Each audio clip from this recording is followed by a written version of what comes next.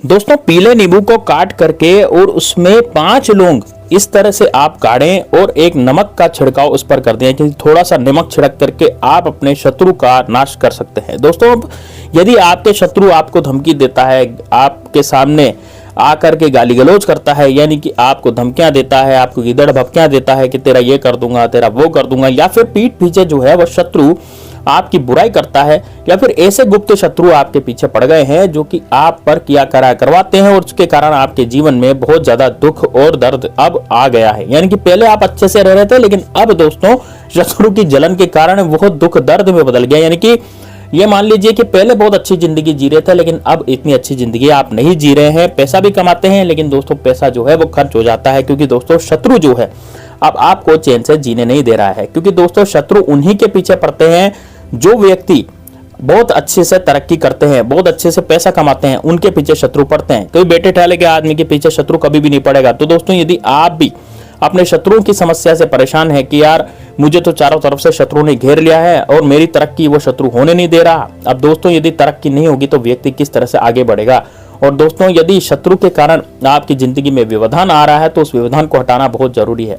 कई बार तो शत्रु ऐसे पीछे पड़ जाते हैं कि आपकी प्रॉपर्टी को हथियाना चाहते हैं, आपकी प्रॉपर्टी को लूटना चाहते हैं। उनकी निगाह आपकी प्रॉपर्टी पर रहती है, वो सोचते हैं कि यार यह व्यक्ति तो खत्म हो गया, अब इसकी प्रॉपर्टी अपन हथिया लें, या फिर इसको ऐसा दुख दें जिसके कारण हम इसकी प्रॉपर्टी हथिया लें, या इसके ऊपर कुछ ऐसा किया कराया करवा दे जिसके कारण इसकी जो बहू बेटियां हैं, बहन बेटियां, उन पर भी लोगों की गलत नजर रहती है। तो दोस्तों यदि आप भी ऐसा सोचते हैं और आपके साथ भी ऐसा हो रहा है, मान लीजिए एकदम से परिवार के जो सदस्य हैं उनकी तबीयत बिगड़ गई, अचानक से उनकी तबीयत जो है वो बिगड़ जाती है, या फिर आपके परिवार के सदस्य हैं वो बुरी तरह से आपकी जिंदगी में बहुत ज्यादा दिक्कतें यदि जैसे पैदा कर रहे हैं, तो दोस्तों सदस्य जो है परिवार के यदि वो अच्छे से रह रहे थे लेकिन अचानक से वो लड़ाई झगड़े करने लग गए हैं, अचानक से जो है आपके जीवन में बहुत ज्यादा बाधाएं आ गई है, तो दोस्तों ये शत्रुओं के कारण आ गई है। तो इस कारण से आप ये वाला उपाय जरूर कीजिए। ये बहुत ही जबरदस्त और बड़ा शानदार उपाय है। उपाय छोटा सा है लेकिन दोस्तों ये बड़ा सटीक और बड़ा सरल उपाय है।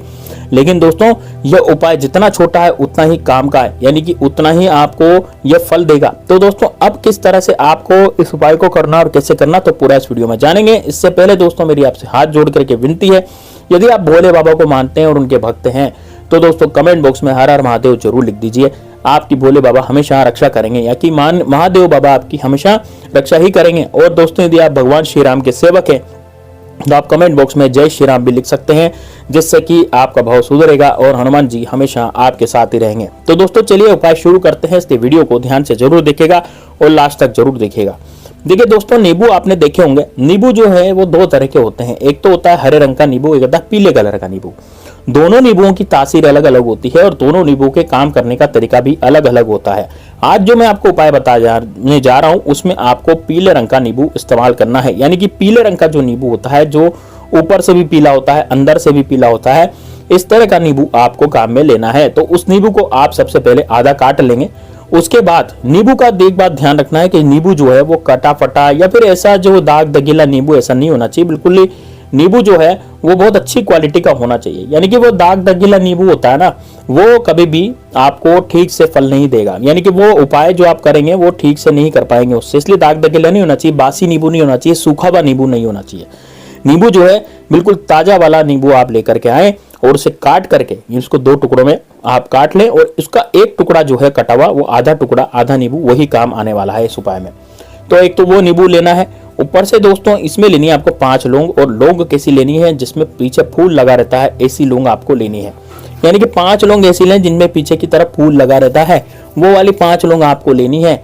अब उन लोगों को आप इकट्ठा कर ले, 5 लौंग आपके पास रख लें और एक नींबू रख लें, और ये 5 लौंग आपको रखनी है। अब क्या करना है, थोड़ा सा नमक, आपके घर में दोस्तों नमक निश्चित रूप से होगा, हर रसोई घर में हर किचन में पिसा हुआ नमक आसानी से मिल जाता है। इसमें नमक आपको पिसा हुआ काम में लेना है, तो एक पिसा हुआ नमक जरूर ले लें अपने साथ, और एक कटोरी में उसको भी रख लें। अब दोस्तों आपको ऐसी जगह बैठना है जहां पर आपको कोई डिस्टर्ब ना करे। यानी कि परिवार में भी क्या होता है कि हमारे जैसे बहुत सारे फैमिली मेंबर्स होते हैं, तो यदि हम उनके बीच में बैठ के इस उपाय को करेंगे तो उपाय सफल नहीं होगा, क्योंकि इस उपाय के लिए एकांत चाहिए। तो आप क्या कर सकते हैं, आप अपने कमरे में अंदर से कुंडी लगा करके अंदर बैठ सकते हैं। 5 मिनट का उपाय है, 5 मिनट तो कुंडी लगा ही सकते हैं और अंदर आराम से कमरे में बैठ करके इस उपाय को करें। अब देखिए इस उपाय को करेंगे कब, देखिए इस उपाय को करेंगे आप सोमवार के दिन और मंगलवार के दिन, ठीक है ना, सोमवार के दिन या मंगलवार के दिन या फिर शनिवार के दिन या अमावस्या के दिन या पूर्णिमा के दिन। ये 4 दिन ऐसे बताए मैंने जिस दिन आप इस उपाय को आसानी से कर सकते हैं। ठीक है, सोमवार के दिन भी कर सकते हैं, मंगलवार के दिन भी कर सकते हैं, शनिवार के दिन भी कर सकते हैं, पूर्णिमा के दिन भी कर सकते हैं और अमावस्या के दिन भी कर सकते हैं, लेकिन करना एक ही दिन है। ऐसा नहीं है कि आप रोज रोज ही इस उपाय को किए जा रहे हैं।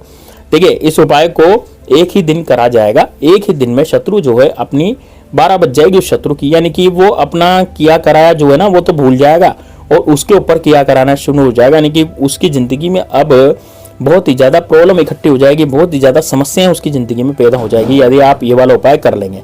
अब क्या करना है, देखिए, सबसे पहले आपको एकांत में कमरे में ऐसे बैठ जाना है, दक्षिण दिशा की तरफ मुंह करके। इस उपाय को सुबह भी कर सकते हैं, रात्रि में भी कर सकते हैं, महिलाएं भी कर सकती है, पुरुष भी कर सकते हैं, है ना। तो इस उपाय को कोई भी कर सकता है भाई, ठीक है। ऐसा नहीं है कि भाई महिलाएं करेगी या सिर्फ पुरुष ही करेंगे, तो ऐसा नहीं है, कोई भी इस उपाय को कभी भी कर सकता है। लेकिन कभी भी का मतलब ये नहीं हुआ कि आप दिन में बैठ गए या कहीं भी बैठ गए।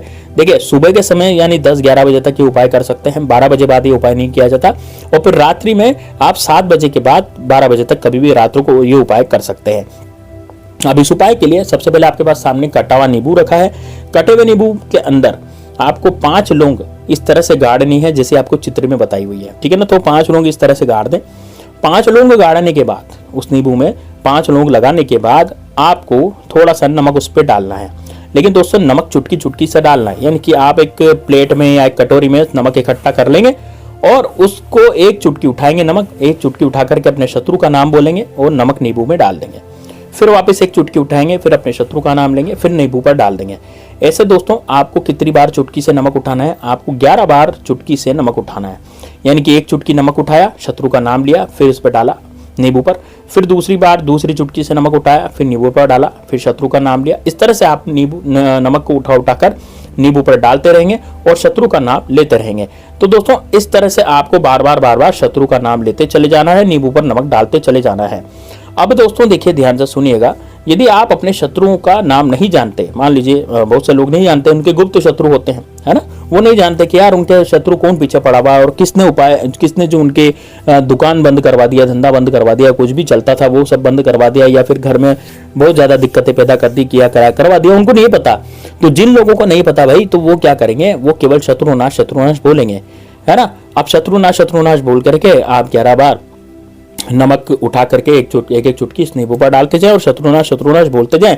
अब इस नींबू को लेकर के आपको क्या करना है कि ऐसी सुनसान जगह पर जाना है जहां पर, देखिए कौन से सुनसान जगह पर जाना है, ऐसी सुनसान जगह पर जाएं जहां पर कोई भी नहीं रहता हो, यानी कि जो बिल्कुल बंजर इलाका हो, जैसे कि मान लीजिए खेत हो गया या फिर कुछ ऐसी जगह हो गई जो कि जहाँ पौधे भी नहीं उगते हो। मतलब खेत वेत में तो पौधे उगते हैं, लेकिन खेत भी कहीं भी वही बंजर पड़े रहते हैं। तो मतलब ऐसी जगह पर आपको जाना है। अब शहर वाले कहाँ जाएंगे, गार्डन में जा सकते हैं, पार्क में जा सकते हैं या कहीं शमशान भूमि वगैरह में जा सकते हैं। वहाँ क्या करेंगे, वहाँ इसको खोदेंगे खड्डे को और खड्डा खोद के इस नींबू को वहां पर गाड़ देंगे और गाड़ने के बाद भी शत्रु का नाम लेंगे और मिट्टी ढक देंगे, उस पर बड़ा सा पत्थर रख करके वापस आ जाएंगे। जैसे जैसे दोस्तों ये नींबू सूखने लगेगा वैसे वैसे शत्रु जो है वो गलने लगेगा, यानी कि आपको जो शत्रु है वो भी गलने लगेगा। साथ में दोस्तों उसके जीवन में इतनी परेशानियां आ जाएंगी कि अब वो आपके ऊपर कुछ भी किया कराने की कोशिश बिल्कुल भी नहीं करेगा। तो दोस्तों इस उपाय को जरूर करें, बड़ा शानदार उपाय है। मिलते हैं नेक्स्ट वीडियो में, तब तक के लिए जय श्री राम, जय बागेश्वर धाम सरकार, हर हर महादेव।